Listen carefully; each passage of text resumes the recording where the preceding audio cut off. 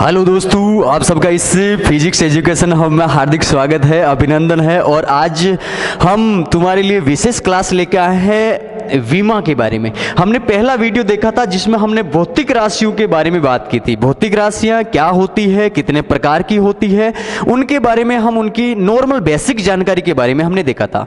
और आज हम बात करेंगे विमा के बारे में। और कल जो हमारा वीडियो आएगा वो आएगा विमा से संबंधित जो भी सारे जो क्वेश्चन बनते हैं उनसे संबंधित हम चर्चा करेंगे। तो सबसे पहले हम जानेंगे कि बीमा होती क्या है। तो आइए मेरे साथ में जुड़िए आप कि बीमा होती क्या है बेटा।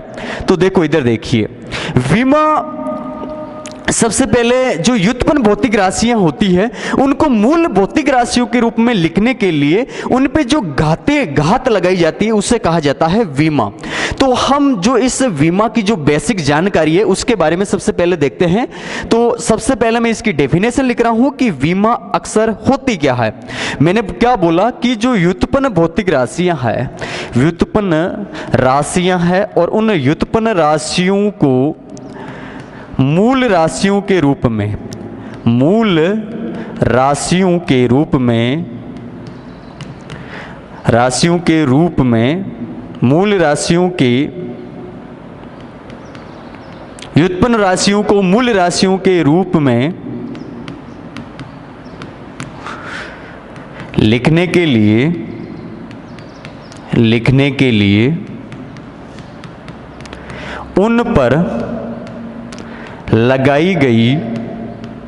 उन पर लगाई गई घातों को बीमा कहते हैं। व्युत्पन्न राशियों को मूल राशियों के रूप में लिखने के लिए उन पर लगाई गई घातों को क्या कहते हैं? बीमा कहते हैं।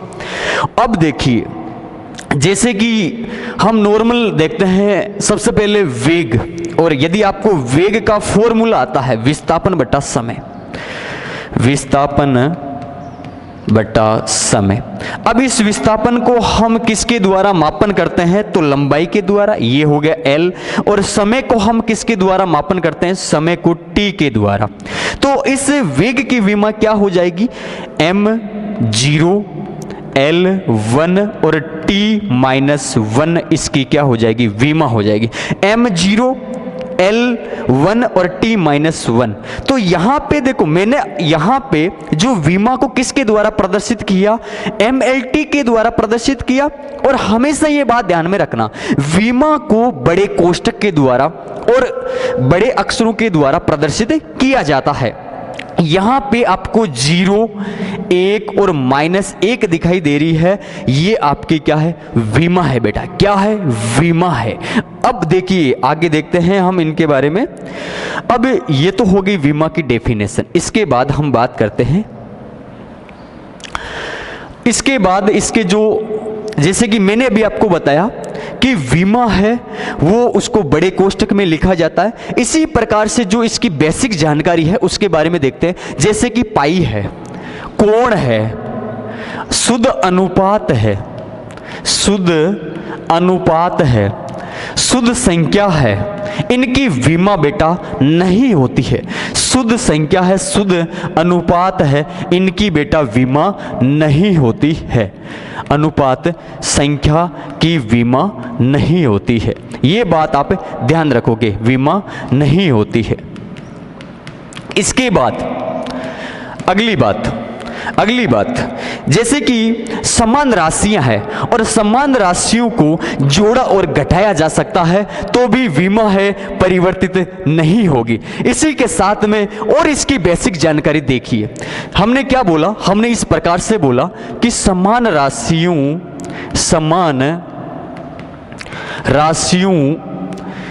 को जोड़ा एवं घटाया जा सकता है, ऐसा करने पर बीमा अपरिवर्तित रहती है। बीमा अपरिवर्तित रहती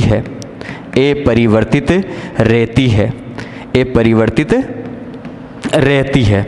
इसके बाद अगला देखिए कि यदि हमारे पास कोई भौतिक समीकरण है और भौतिक समीकरण को विमीय रूप से सही होने के लिए उसके प्रत्येक पद की जो विमा है वो क्या होनी चाहिए बेटा, समान होनी चाहिए। कैसे, इनकी भी हम बात करेंगे, इन पे भी हम क्वेश्चन लेके आएंगे, लेकिन इससे पहले हमें लिख लेते हैं हमने क्या बोला। हमने इस प्रकार से बोला कि जो भौतिक समीकरण है और भौतिक समीकरण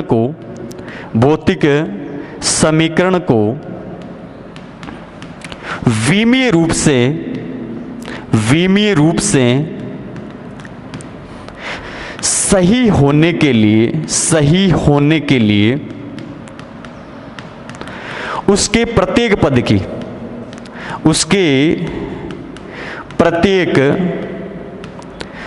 की विमा समान होनी चाहिए। अब देखिए किस प्रकार से, यहां तक हमने इन बातों को देख लिया। मेरे पास एक क्वेश्चन है और मैं यहां से आपके क्वेश्चन स्टार्ट कर देता हूं। मैंने अभी अब तक आपको क्या क्या बातें बताई। सबसे पहले मैंने बताया कि व्युत्पन्न भौतिक राशियों को मूल भौतिक राशियों के रूप में लिखने के लिए उन पे जो घात लगाई जाती है उसे विमा कहा जाता है। उसके बाद में हमने देखा कि समान राशियों को जोड़ा या घटाया जा सकता है, ऐसा करने पर विमा अपरिवर्तित रहती है। 3 नंबर हमने बात देखी कि हमेशा विमा को बड़े कोष्टक और बड़ी संख्या के अंदर लिखा जाता है। 4 नंबर हमने बात देखी कि जो पाई है, कोण है, शुद्ध संख्या है, शुद्ध अनुपात है कि विमाहीन होती है, इनकी कोई विमा नहीं होती है। उसके बाद में हमने विमीय समानता का जो नियम देखा। विमीय समानता का नियम क्या देखा कि भौतिक समीकरण को विमीय रूप से सही होने के लिए उनके प्रत्येक पद की विमा समान होनी चाहिए। ये चीजें हमने देख ली किस प्रकार से समान होनी चाहिए। इन पे मैं क्वेश्चन लेके आऊंगा। उससे पहले हम विमा के बारे में सीख लेते हैं कि विमा को निकाला कैसे जाता है। नॉर्मल सा ट्रिक है हमारे पास। अगर तुम्हें हर एक भौतिक राशि का फॉर्मूला आता है, सूत्र आता है, तो हम आसानी से उसकी क्या निकाल सकते हैं, विमा निकाल सकते हैं। कैसे निकाल सकते हैं, चुटकियों के अंदर। कैसे, चुटकियों के अंदर। तो आइए देखिए मेरे साथ में जुड़ी है। विमा था और ये छोटा सा टॉपिक है। अभी तो हमारे पास बहुत बड़े बड़े और बेहतरीन बेसिक से स्टार्ट करेंगे हर एक टॉपिक को। तो अब हम बात करते हैं। सबसे पहले पहले आपके सामने देखो वेग की विमा निकाली थी, लेकिन हम सबसे पहले देखो द्रव्यमान है। आपको पूछे कि द्रव्यमान की विमा क्या होती है, तो आप क्या बताओगे, m1। क्या बताओगे, m1। इसी प्रकार से भाई हम द्रव्यमान को किसके द्वारा मापते हैं, m के द्वारा मापते हैं। इसी प्रकार से लंबाई को किसके द्वारा मापते हैं, लंबाई l के द्वारा, ये l1। और 3 नंबर हमारे सामने हो गया समय। तो समय को किसके द्वारा मापते हैं हम, t के द्वारा। ये क्लियर बात होगी। इसके बाद में हमने देखा था वेग के बारे में। किसके बारे में देखा था बेटा, वेग। और वेग का फॉर्मूला अगर आपको आता है तो तुम्हारे लिए विमा क्या हो जाती है, आसान हो जाती है। कैसे, विस्थापन बटा समय, विस्थापन बटा समय। और विस्थापन की विमा क्या होती है बेटा, विस्थापन L। विस्थापन को भी लंबाई के द्वारा मापा जाता है और समय को t के द्वारा। तो अब हम L और t-1 किसकी विमा हो जाती है, वेग की विमा हो जाती है। अब आगे हम देखते हैं त्वरण की। किसकी देखते हैं बेटा, त्वरण की देखते हैं। और त्वरण क्या होता है, वेग में परिवर्तन की दर को क्या कहते हैं, त्वरण कहते हैं। तो वेग में परिवर्तन बटा समय, वेग में परिवर्तन बटा समय। तो अभी हमने देखा था कि वेग की विमा क्या थी, L-t-1 थी। तो L-t-1 और समय को किसके द्वारा मापते हैं, t के द्वारा। तो ये यहां से आप बताओगे कि त्वरण की विमा क्या हो जाएगी, L-t-2 हो जाएगी। इसी प्रकार से हम बल की विमा देखते हैं। किसकी देखते हैं बेटा, बल की देखते हैं। बल क्या होता है, F बराबर, बल क्या होता है, F बराबर क्या होता है, F बराबर ma होता है, ma होता है, यानी द्रव्यमान इंटू त्वरण होता है। तो अब इस द्रव्यमान को किसके द्वारा मापते हैं, m के द्वारा। और त्वरण की विमा अभी हमने देखी थी क्या होती है, L-t-2। तो बल की विमा क्या हो जाएगी, m1 L1 t-2, जो हमेशा आपको याद होनी चाहिए बल की विमा। अगर आपको फॉर्मूला आता है तो तुम्हारे लिए विमा निकालना आसान है। अब देखिए इसके बाद में और भी बहुत सारी विमा है, जैसे समवेग की विमा क्या होती है, आवेग की विमा क्या होती है, प्रतिबल की, बहुत सारी विमा है।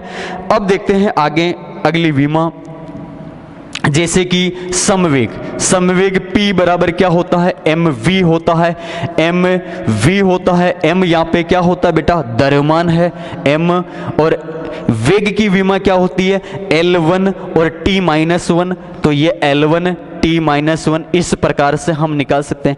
अब जैसे कि हमारे पास प्रतिबल है, प्रतिबल क्या होता है बेटा, बल बटा क्षेत्रफल होता है।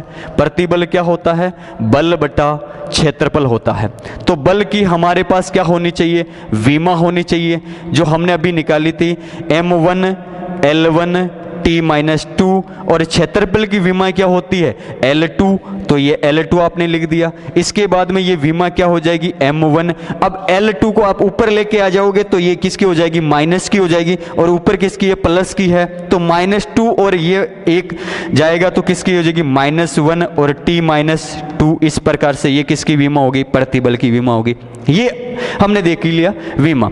अब देखो नेक्स्ट जो हमारा वीडियो आएगा वो किससे संबंधित आएगा, वो विमीय जो समीकरण है उसके उपयोग से संबंधित आएगा, जिसमें हम क्वेश्चन की बात करेंगे। धन्यवाद।